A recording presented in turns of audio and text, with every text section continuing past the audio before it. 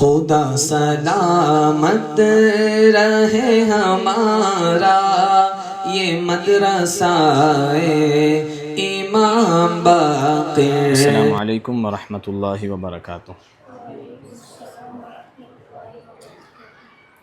الحمد للہ رب العالمین والصلاة والسلام علی سید المرسلین وعلی آلہ واصحابہ اجمعین۔ آج ہم صفت عارضہ میں سے دو صفت نکلتی ہیں۔ صفت عارضہ کی دو قسمیں ہیں، ایک ہے عارض بالصفت اور ایک ہے عارض بالحرف۔ عارض بالصفت جو کہ ہم نے سبق سیکھ لیا اس کا، یعنی کہ حرف کا کسی وجہ سے پور ہونا، کبھی حروف مستعلیہ کی وجہ سے الف اور واو کا پور ہونا، لام کا حرکت کی وجہ سے زبر زیر لفظ اللہ کے لام کا، اسی طرح را کا بھی۔ تو یہ ایک بیان مکمل ہوا صرف عارض بالصفت کا، صفت عارضہ کے بیان میں سے۔ اب عارض بالحرف، اس کی بھی دو قسمیں ہیں۔ ایک تو ہم نے مد سیکھا، مد کا بیان، وہ بھی عارض بالحرف کے بیان میں آتا ہے، اور آج جو بیان ہم دیکھیں گے وہ بھی عارض بالحرف میں آئے گا، صفت میں نہیں آئے گا۔ حرف کی وجہ سے قاعدہ پایا جانا، عارض بالحرف، ٹھیک۔ اب اس میں بھی یہ قاعدے ہیں، اظہار، ادغام اور اخفاء۔ ایک بات جو آپ نے پڑھی سب سے پہلے عارض بالصفت کے بیان میں، وہ تھا پر باریک کا بیان، پورا کا پورا عارض بالصفت کہلاتا ہے۔ مد کا بیان جو آیا وہ پورا کا پورا عارض بالصفت نہیں کہلاتا۔ عارض بالصفت صرف مد عارض ہے اور مد لین عارض ہے، ورنہ متصل، منفصل، مد لازم، مد لین لازم، یہ عارض بالصفت میں۔ عارض بالصفت، عارض بالحرف ہونا یا صفت عارضہ، یہ کسے کہتے ہیں؟ کہ جو ہمیشہ نہ پایا جائے اسے کہتے ہیں عارض۔ جو ہمیشہ نہ پایا جائے اسے کیا کہیں گے؟ عارض۔ تو عارض اسی کو کہیں گے۔ اب جو حرف کا پر باریک الف اور واو کا ہے وہ ہمیشہ نہیں ہے، کبھی ہوگا کبھی نہیں ہوگا۔ را کبھی پر ہوگی کبھی باریک ہوگی، لفظ اللہ کبھی پر ہوگا کبھی باریک ہوگا، تو یہ کہاں گیا؟ یہ عارض بالصفت۔ اب حروف مستعلیہ یہ عارض بالصفت میں نہیں آتے، یہ اصلی صفت ہے، صفت لازمہ ہے۔ جو ہم نے صفت استعلاء پڑھی نا، وہ ہمیشہ پر ہوتے ہیں، اس لیے وہ صفت لازمہ میں آتے ہیں، عارض بالصفت کے بیان میں وہ نہیں آتے۔ تو سمجھ میں آیا؟ پر باریک الف واو لام را۔ اب مد کا بیان دیکھیں تو سکون عارض کبھی آتا ہے کبھی نہیں آتا، اس لیے مد عارض کبھی ہوتا ہے، مد لین عارض کبھی ہوتا ہے کبھی نہیں ہوتا، لیکن مد متصل جہاں حمزہ آتا ہے وہاں ہوتا ہی ہے۔ تو اب حمزہ ایسا نہیں کہ کہیں آتا ہے کہیں نہیں آتا، جہاں حرف کی لکھاوٹ میں، قرآن کی عبارت میں جہاں جہاں وہ لکھنا اس کا ضروری ہوتا ہے، جب وہ آتا ہے تب وہ مد ہو جاتا ہے۔ اسی طرح سکون لازم جو ہمیشہ موجود ہوتا ہے، کسی کے آنے نہ آنے سے یا کسی وجہ سے چلا جانا، کسی وجہ سے آ جانا، ایسا نہ حمزہ میں ہوتا ہے نہ سکون لازم میں ہوتا ہے، اسی لیے وہ عارض بالصفت میں نہیں آتے۔ آج یہ بھی دیکھیں گے، یہ والا بیان اظہار، ادغام، اخفاء کا، اور یہ بھی دیکھیں گے کہ اس میں کون سی چیزیں عارض بالحرف میں آتی ہیں اور کون سی چیزیں عارض بالحرف میں نہیں آتی۔ سب سے پہلے ہم شروع کریں تو اظہار، تین چیزیں سب سے پہلے انہوں نے کتاب کے اندر لکھی ہیں جو بڑی گہری باتیں ہیں، یعنی کہ بڑا نچوڑ اور بڑا معنی رکھتی ہیں وہ باتیں۔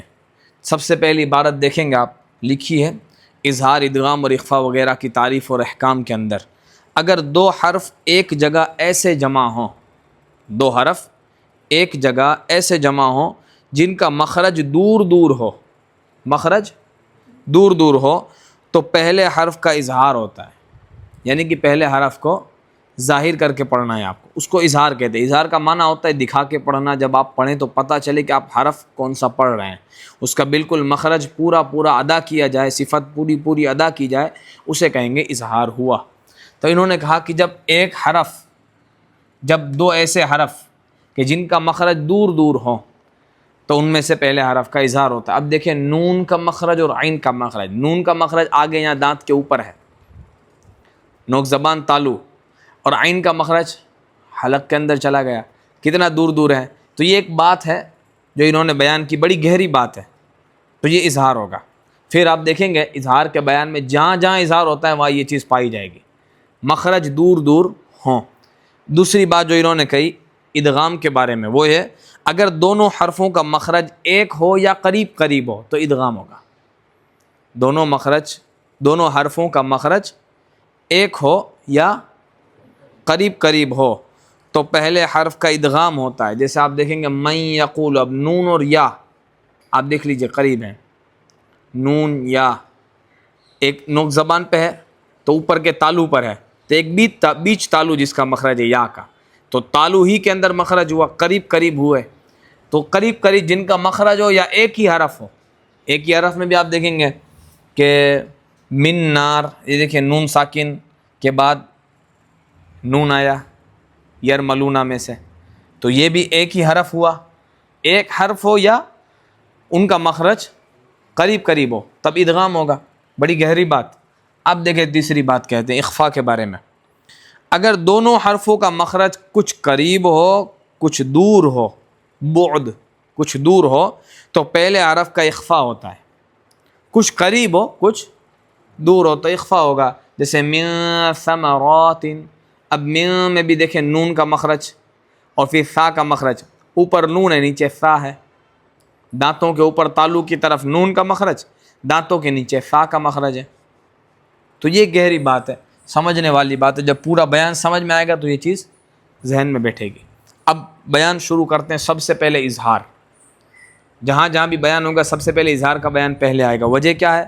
اظہار حرف کی اصلی حالت کو، اظہار حرف کی اصلی حالت کو بلا کسی تغیر کے یعنی کہ تبدیلی کے، کوئی حرف کے اندر تبدیلی پیدا نہیں ہوتی اظہار کے اندر، اور بغیر تبدیلی کے حرف کو ادا کرنے کو اظہار کہتے ہیں، یعنی حرف کو اس کے مخرج اور صفت لازمہ کے ساتھ ادا کرنا، اور اس کا یہ حکم ہے کہ اس میں کبھی بھی غنہ نہیں ہوتا، کچھ نہیں ہوتا، جیسا حرف ہے ویسا ہی حرف پڑھا جاتا ہے، ساری صفات کے ساتھ پورے مخرج کے ساتھ اسے ادا کیا جاتا ہے، اسے کہتے ہیں اظہار۔ اب یہ جو اظہار ہے ہر جگہ پہ اظہار ہوتا ہے، ہر جگہ پہ، یہ کوئی خاص صفت نہیں ہے۔ جیسے نون ساکن تنوین کے اندر ادغام ہوتا ہے، اخفا ہوتا ہے اور اقلاب ہوتا ہے، یہ ایک الگ خاص صفتیں ہیں کہ جو کبھی پائی جاتی ہیں کبھی نہیں پائی جاتی، کچھ خاص اس کے ریزنس ہوتے ہیں آنے کے۔ لیکن اظہار حالانکہ یہاں بیان کیا گیا ہے لیکن یہ صرف نون ساکن کے لیے اظہار نہیں ہے۔ جیسے میں نے لکھا دیکھیے الحمد، الحمد میں دیکھیے لام کا بھی اظہار ہو رہا ہے، حمزہ کا بھی اظہار ہو رہا ہے، ہا کا بھی اظہار ہو رہا ہے، میم کا بھی اظہار ہو رہا ہے، دال کا بھی اظہار ہو رہا ہے، سب کا اظہار ہو رہا ہے۔ جو حرف آپ صحیح ادا کریں گے مخرج و صفت کے ساتھ بلا کسی تبدیلی کے، ان تمام حرفوں کا اظہار ہو رہا ہے۔ وہ الگ بات ہے کہ ہم نے اسے یہ جو کتابوں میں لکھا ہے لام تعریف کو الگ کر کے بیان کیا تھا کہ سمجھ میں آئے لام تعریف کسے کہتے ہیں، کب پڑھا جاتا ہے کب نہیں پڑھا جاتا۔ اسی طرح نون ساکن کے یہ باقی کے جو 3 قاعدے ہیں، اخفا ہے، ادغام ہے، اقلاب ہے، وہ سمجھ میں آئے اس لیے اظہار یہاں پر بیان کیا جاتا ہے، ورنہ اظہار کوئی خاص صفت نہیں ہے، بلکہ وہ تجوید کی اصلی حالت کو، حرف کو اصلی حالت میں پڑھنے کو اظہار کہتے ہیں، جو ہر جگہ قرآن پاک میں پایا جاتا ہے۔ دیکھیں من خوف، یہاں ایک تو خاص اظہار ہو رہا ہے، نون ساکن کے بعد حروف حلقی میں سے خا آیا، اس لیے اظہار تو ہو رہا ہے، لیکن یہاں میم بھی ظاہر کر کے پڑھ رہے ہیں، واو بھی ہے، فا بھی ہے، اظہار ہی ہو رہا ہے۔ ہم فی، یہاں میم ساکن کا اظہار ہو رہا ہے، لیکن یہاں دیکھیں تو ہا کا بھی اظہار ہو رہا ہے، فا کا بھی ہے، میم کا بھی ہے، یا کا بھی ہے، فی یا مدہ بھی ہو رہی ہے۔ اب دیکھیں ہا اظہار ہی ہو رہا ہے سب کا، سمجھ میں آ رہا ہے؟ تو یہ اظہار کوئی خاص صفت نہیں ہے۔ اب سوال یہ ہے کہ جب یہ کوئی خاص صفت نہیں ہے، اظہار حرف کو اصلی حالت میں پڑھنے کو کہتے ہیں، صحیح مخرج اور صفت کے ساتھ حرف کو پورا ادا کرنے کو جب اظہار کہتے ہیں، تو کیا یہ عارض بالحرف میں شمار ہوگا کہ نہیں ہوگا؟ کیا کہتے ہیں آپ؟ ہوگا؟ یہ عارض بالحرف میں شمار ہوگا؟ کسی وجہ سے ہوتا ہے، کبھی کبھی ہوتا ہے، بلکہ ہمیشہ ہوتا ہے۔ یہ اظہار تجوید میں اصل ہے، یہ عارض بالحرف کی قسموں میں سے نہیں آتا، بلکہ اخفاء اور ادغام وغیرہ کے سمجھنے کے اندر آسانی پیدا ہو اس وجہ سے بیان کیا جاتا ہے۔ تو اظہار یہ عارض بالحرف میں نہیں آتا، سمجھ میں آ رہا ہے؟ چلیے اب ادغام جو ہم دیکھیں گے، اظہار تو سمجھ میں آ گیا، اب جو پورا جو نون ساکن تنوین کا جو بیان ہے اظہار کا، اخفا کا، ادغام کا، وہ آگے دوسرے سبق کے اندر آئے گا. ابھی ہم صرف وہ چیز دیکھیں گے اور ہماری نظر صرف وہاں ہے کہ یہ عارض بالحرف میں کیا شمار ہوتا ہے، کیا نہیں ہوتا. باقی نون ساکن تنوین کا، میم ساکن کا جو بیان ہے وہ آگے آئے گا. اب دیکھیں ادغام. ادغام کسے کہتے ہیں، کب ہوتا ہے، کیا ہے؟ سب سے پہلے تعریف دیکھیں. ادغام پہلا حرف ساکن کو دوسرے حرف متحرک سے بدل کر مشدد پڑھنے کو ادغام کہتے ہیں. یہ ادغام کی تعریف ہے. جیسے کہ آپ دیکھیں گے قالت طائفۃ، اب یہ بھی کچھ اظہار ہی کی طرح ادغام بھی ہوتا ہے. دیکھیں آپ سمجھاتا ہوں. یہ دیکھیں تا ساکن ہے، پہلا حرف ساکن ہو اور دوسرا تشدید والا حرف ہو. ٹھیک ہے، پہلا حرف ساکن اور دوسرے حرف متحرک یعنی مشدد سے بدل کر، اسے متحرک سے بدل کر مشدد پڑھنے کو ادغام کہتے ہیں. کیا کہتے ہیں؟ ادغام کہتے ہیں. ہمیشہ جہاں ادغام ہوگا وہاں پہلا حرف ساکن ہوگا اور بعد والے حرف کے اوپر تشدید ہوگی، بغیر تشدید کے ادغام نہیں ہوگا. یہ علامہ حفص رحمۃ اللہ علیہ کی، امام عاصم کوفی کی بروایت حفص رحمۃ اللہ علیہ کی یہ روایت ہے. اب آپ دیکھیں گے کیا ہو گیا. قالت طا، لکھا کیا تھا، کیا ہو گیا؟ یہ ادغام ہے. آیا سمجھ میں؟ اب دیکھیں من یقولو میں بھی ادغام ہو رہا ہے، جیسا کہ ہمارے ذہنوں میں ہے نون ساکن تنوین کا ادغام. اس کی بھی مثال دیتا ہوں. دیکھیں نون ساکن اخفا ہو رہا ہے اور یا کے اوپر تشدید ہے. کیا ہے؟ تشدید رہے گی. اب جب آپ ملائیں گے تو کیا ہو جائے گا، دیکھ لیجئے. من یقولو، حالانکہ نون کی صفت غنہ باقی رہے گی. کیا باقی رہے گا؟ ہاں یہاں باقی رہے گا، لیکن یہاں قالت طائفۃ میں تا کی صفت باقی نہیں رہے گی. اب دیکھیں آگے، یہ ادغام کی یہ صفت ہے. اب ادغام کی دو کیفیت کے اعتبار سے دو قسمیں نکلتی ہیں. کتنی قسمیں نکلتی ہیں؟ کیفیت کے اعتبار سے، محل کے اعتبار سے 3 نکلتی ہیں. سب سے پہلے کیفیت کے اعتبار سے 2 ہیں، ادغام کبیر اور صغیر. ادغام کبیر مدغم اور مدغم فی دونوں متحرک ہوں. حالانکہ ہم جو ادغام پڑھیں گے علامہ حفص رحمۃ اللہ علیہ کی روایت میں، اس میں مدغم ساکن ہوتا ہے. مدغم یعنی جس کا ادغام کیا جائے اسے مدغم کہتے ہیں، جس میں ادغام ہو رہا ہو اسے مدغم فی کہتے ہیں.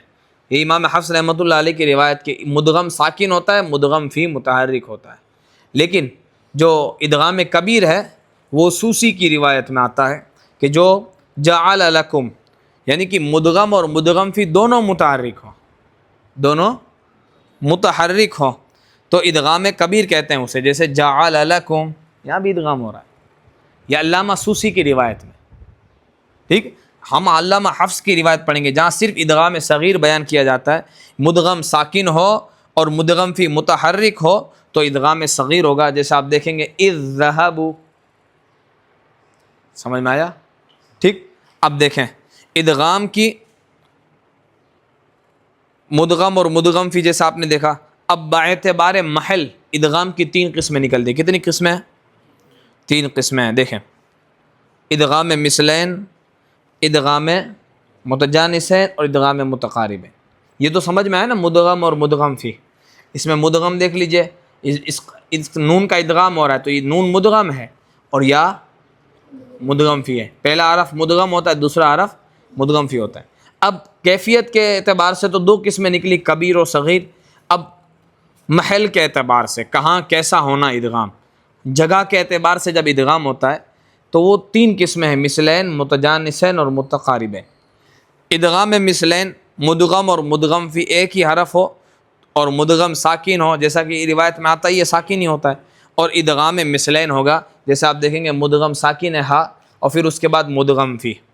تو ما لیہ ہلکا، اب دونوں جگہ پہ دیکھیے نون ہے. یہ بھی میں نے ادغام کی مثال لے لی نون ساکن کے اعتبار سے بھی.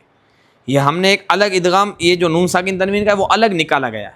حالانکہ ادغام تو پورے قرآن میں بہت ساری جگہوں پر ہوتا ہے، صرف نون ساکن تک ہی محدود نہیں ہوتا. اب دیکھیں من نار، ٹھیک ہے، یہاں بھی نون ساکن ہے اور دونوں حرف سیم ہیں، مدغم اور مدغم فی دونوں نون ہیں تو دونوں سیم حرف ہیں، ایک ہی حرف ہیں، لیکن یہاں بھی کیا ہوگا، ادغام مثلین ہوگا.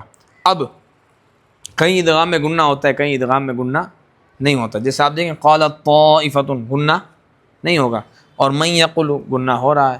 اسی طرح ما لیہ ہلکا، گنہ نہیں ہو رہا. اور من نار گنہ ہو رہا ہے۔ اب دیکھیں ادغام متجانسین کہ مدغم اور مدغم فی کا مخرج ایک ہو اور مدغم ساکن ہو تو پھر دیکھیے ادغام ہوگا، جسے ادغام متجانسین کہتے ہیں۔ مخرج ایک ہو، سا زال زوں، تا دال توں، زا سین صاد، ٹھیک ہے، یہ جو ادغام ہو رہا ہے یہاں پہ آپ کو پتہ چل جائے گا مدغم اور مدغم فی کا مخرج ایک ہو۔ جیسے آپ دیکھیں گے سا اور زال ایک مخرج ہے کہ نہیں ہے؟ اب ہوگا دیکھیے ادغام یلحظ ذالک، فا کی صفت نہیں باقی رہے گی، جب صفت باقی نہیں رہے گی تو ادغام تام ہوگا۔ کیا ہوگا؟ ادغام تام ہوگا۔ یہ ادغام کی دو قسمیں ہیں، کبیر اور صغیر۔ کیفیت کے اعتبار سے میں نے اس کو بولا پہلے، کیفیت کے اعتبار سے دو قسمیں ہوں گی، تام اور ناقص۔ ادغام کی خود کی دو قسمیں ہیں، کبیر و صغیر، اور علامہ حافظ کی روایت میں صرف صغیر بیان کی جاتی ہے۔ اور یہ جو قسمیں ہیں یہ قسمیں محل یعنی کہ جگہ کے اعتبار سے ہوگی، یہ ادغام مثلین، متجانسین اور متقارب۔ اب جو کیفیت کے اعتبار سے قسمیں ہوں گی، کہاں کیسا ادغام ہوگا اس کو بولتے ہیں کیفیت۔ کیسا؟ جیسے بارش برس رہی ہے، اب کیسی برستی ہے وہ کیفیت ہے۔ کوئی کہتا ہے تیز برس رہی، کوئی کہتا ہے بڑی دھیمی برس رہی، یہ کیفیت ہے۔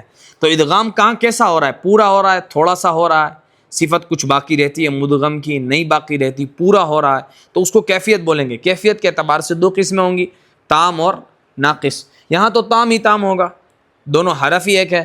رہی بات متجانسین کی تو یہاں پر ادغام تام بھی ہوگا اور ناقص بھی ہوگا، وہ دیکھنے کو ملے گا، وہ میں آپ کو آگے بتاتا ہوں۔ اب دیکھیں سا کا ذال میں ادغام ہو رہا ہے، یلحظ ذالک، احط، کیا دیکھیں تو کی صفت باقی رہے گی، آپ پڑھیں گے تو یہاں پر کیا ہوگا؟ ادغام ناقص ہوگا، کیونکہ تو کی صفت باقی رہ رہی ہے۔ تام کسے کہتے ہیں؟ کہ جب پورا پورا ادغام ہو جائے، مدغم کی صفت بالکل باقی ہی نہ رہے، اسے کیا کہیں گے؟ ادغام تام، مکمل ادغام۔ اور جب مدغم کی صفت باقی رہے، مدغم تو ہیں اور مدغم فی تا ہے، جب پڑھیں گے تو مدغم کی صفت یعنی کہ تو اگر کچھ باقی رہے گا یا تو کی اطباق کی صفت باقی رہ رہی ہے۔ احط، دیکھیں آپ بولیں گے کتنا بھی باریک کر لیں لیکن زبان آپ کی تالو کے بیچ تالو سے اوپر اٹھ جائے گی، یہ صفت اطباق ہے۔ پڑھیے احط، زبان اٹھ رہی ہے نا، تو کی صفت اطباق باقی رہ رہی ہے، اس وجہ سے یہاں ادغام ناقص ہو رہا ہے۔ اب ادغام متقاربین، جن کا مخرج قریب قریب ہو، دو حرف ایسے مدغم اور مدغم بھی جس میں پہلا حرف ساکن ہو، ایسے دو حرف جن کا مخرج قریب قریب، جیسے قوف اور قاف، جڑ زبان تالوس سے مل کر قوف، کچھ باہر کی جانب ہٹ کر کاف۔ اس طرح لام اور را بھی دیکھیے تالو سے ہی ادا ہوتے ہیں، لام را، بس اوپر نیچے ہیں، فرق اتنا ہے، قریب قریب مخرج ہوں تو ادغام متقاربین ہوگا۔ کیا ہوگا؟ ہاں، نخلقکم، ٹھیک ہے۔ اب یہ دیکھیں کہاں ادغام تام ہوتا ہے، کہاں ناقص ہوتا ہے۔ اس میں بھی بڑے جامع لفظوں میں بڑی گہری بات کتاب کے اندر موجود ہے۔ دیکھیں قرآن کریم میں جہاں ادغام ہوتا ہے وہ ادغام تام ہی ہوتا ہے، جہاں جہاں ادغام ہوتا ہے وہاں تام ہوتا ہے۔ اب کہاں نہیں ہوتا اس کا ذکر کرتے ہیں، البتہ جب کہ نون ساکن اور تنوین کا ادغام واو اور یا میں ہو۔ کہاں ہو؟ واو اور یا۔ دیکھیں لام میں جب ہوگا یا را میں ہوگا تو آپ دیکھیں گے قر ربی، مر ربی، دیکھیں کیا ہے؟ مر ربی، یہ دیکھیں مر ربی، یہ مر ربی، نون ساکن کا ادغام را میں ہوگا، یہ کیا ہوا؟ مر ربی، تو یہ ادغام تام ہوا۔ لام میں اگر ادغام ہوگا، جیسے عدو ولی، تنوین کا ادغام کی مثال دے رہا ہوں میں، عدو ولی، واو کے اوپر تنوین تھی تو ون وہاں یہ صفت کوئی باقی نہ رہی، اب ڈائریکٹ تنوین کی وہ نون ساکن والی صفت ختم ہو گئی، ڈائریکٹ واو لام زبر ول ہو گیا، عدو ولی جبریل، تو لام میں بھی ادغام کیا ہو گیا؟ تام ہو گیا۔ اب میم اور نون، میم اور نون میں بھی ادغام تام ہوگا۔ کیا ہوگا؟ جیسے نون کا آپ دیکھ چکے ہیں، من نار، ہے نا، ایسے ہی آپ دیکھیں گے مم مرقدینا، دیکھو مم مر، نون کی صفت بالکل ختم ہو گئی، یہاں بھی ادغام تام ہو رہا ہے۔ اب بچا کون؟ واو اور یا۔ واو اور یا میں ادغام کیا ہوگا؟ ناقص ہوگا۔ کیا ہوگا؟ جب واو اور یا میں ادغام کیا جائے گا، دیکھیں یا میں ادغام ہو رہا ہے، میں نون ساکن کی گننا والی صفت باقی رہے گی، اس وجہ سے یہاں ادغام کیا ہوگا؟ ناقص ہوگا۔ واو میں بھی میوں والن، دیکھیے بول کے نون کی صفت گننا باقی رہے گی، اگر گننا نہیں کریں گے تو صحیح ادا نہیں ہوگا، تو یہاں پہ بھی ادغام کیا ہوگا؟ واو اور یا میں ناقص۔ تو سب سے پہلی بات کیا بتائی کہ نون ساکن اور تنوین کے اندر واو اور یا میں جو ادغام ہوگا وہ کیا ہوگا؟ ایک یہ ناقص ہوگا، اور پھر اس کے بعد کہتے ہیں کیونکہ اس میں صفت گننا باقی رہتی۔ اسی طرح تو کا تا میں، یہ دیکھیں تو کا تا میں ادغام ناقص ہوگا، کیوں؟ صفت اطباق باقی رہنے کی وجہ سے ناقص ہوگا۔ اور پھر کہتے ہیں الم نخلقکم، یہ آپ دیکھیں گے یہاں یہ والا ادغام متقاربین میں، یہاں تام اور ناقص دونوں جائز ہے، جو آپ اختیار کرنا چاہیں، ٹھیک ہے، مگر تام اولا ہے، کیا ہے؟ تا نخلقکم، بالکل کاف پڑھا جائے، قوف کی صفت ادا نہیں ہونی چاہیے، بہتر یہ ہے، پھر آپ اگر ادا ہو گئی تو بھی کوئی حرج نہیں ہے۔ تو یہ آپ کو سمجھ میں آیا ادغام تام ناقص محل کے اعتبار سے 3 قسمیں، اور پھر ادغام کی 2 قسمیں جو میں نے آپ کے سامنے رکھی۔ اب ہم یہ دیکھیں گے کہ یہ اظہار تو سمجھ لیا کہ یہ عارض بالحرف میں نہیں آتا، لیکن ادغام میں کیا کیا عارض بالحرف میں آتا ہے اور کیا نہیں آتا۔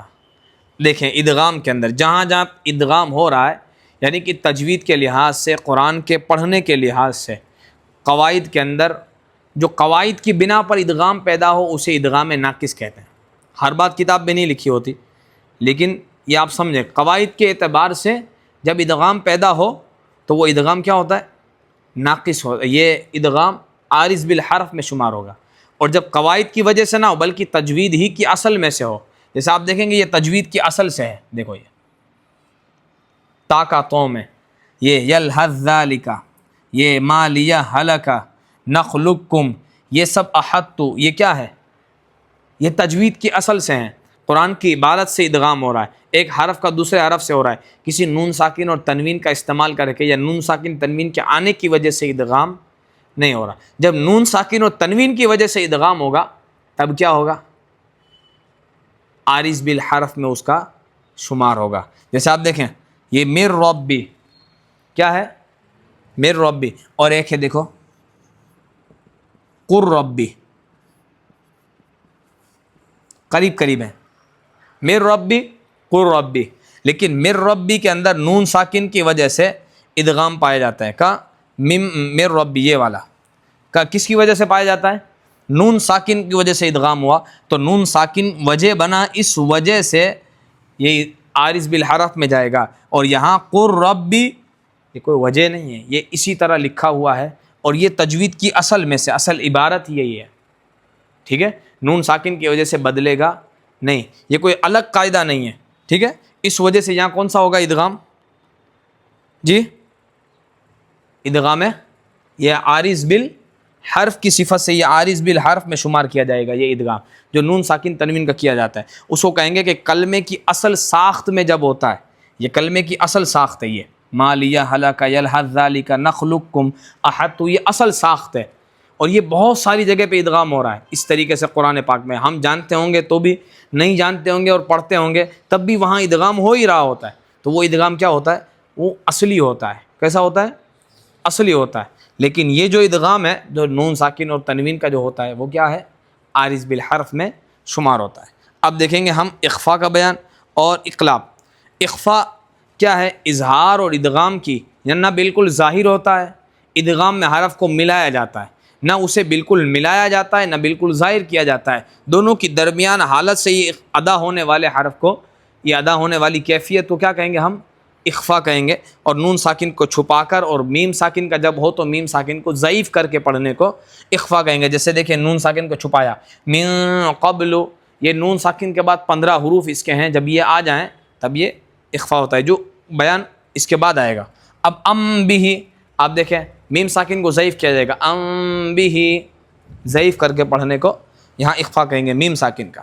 اور اخفا جب کیا جاتا ہے تو اخفا کے اندر گنہ پایا جاتا ہے، کیا پایا جاتا ہے؟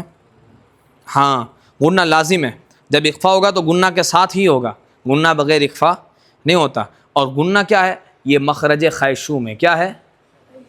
ہاں یہ مخرج خیشوم کیا ہے؟ مخرج کون سا مخرج ہے؟ فرعی ہے. کیا ہے؟ فرعی ہے. فرعی تو یہاں آ گیا عارض میں. ٹھیک ہے، تو یہ اخفا بھی کیا ہو گیا؟ عارض بالحرف میں گیا. اقلاب، اب اقلاب کیا ہے؟ نون ساکن اور تنوین کو میم سے بدل کر پڑھنے کو کیا کہیں گے؟ اقلاب. دیکھیے نون ساکن کو میم سے بدلا، میم بعدی، نون ساکن تنوین کو میم سے بدل کر پڑھنے کو اقلاب کہیں گے. اور یہ تنوین کو بھی بدلا، قریۃ بطرت، یہ تنوین کو بھی بدل دیا. لیکن اقلاب میں بھی حقیقتاً اخفا ہی ہوتا ہے، میم ساکن کا اخفا، دونوں ایک ہی چیز ہے. آپ بیان دیکھیں گے تو اس میں اقلاب کا ذکر نہیں ہے. اظہار، ادغام اور اخفا، اقلاب یہ الگ کیا گیا ہے، سمجھ میں آئے اس وجہ سے. حالانکہ اقلاب بھی کیا ہے؟ یہ میم ساکن کا اخفا ہی ہے. یہاں نون گرا دیا جاتا ہے، اب میم ساکن کے بعد با آتا ہے تو وہی قاعدہ اخفا والا جاری ہو جاتا ہے. اس وجہ سے یہ بھی اخفا میں شمار کیا جائے گا اور یہ بھی عارض بالحرف میں جائے گا. سمجھ میں آ گیا؟ ادغام کی جو اصل ساخت کے جو لفظ تجوید کے وہ عارض بالحرف میں نہیں ہے بلکہ وہ اصلی ہے. باقی جو ادغام ہے وہ بالکل عارض بالحرف. اظہار بھی عارض بالحرف میں نہیں جاتا، وہ اصلی ہے اظہار. اور اخفا اور اقلاب یعنی کہ یہ اخفائی ہے، وہ جائے گا عارض بالحرف میں. اللہ تعالی ہم سب کو صحیح طریقے سے قرآن پاک پڑھنے کی توفیق عطا فرمائے، تجوید کے قواعد اور اصول کی پابندی کی ہمیں توفیق عطا فرمائے. وما علینا الا البلاغ المبین. السلام علیکم.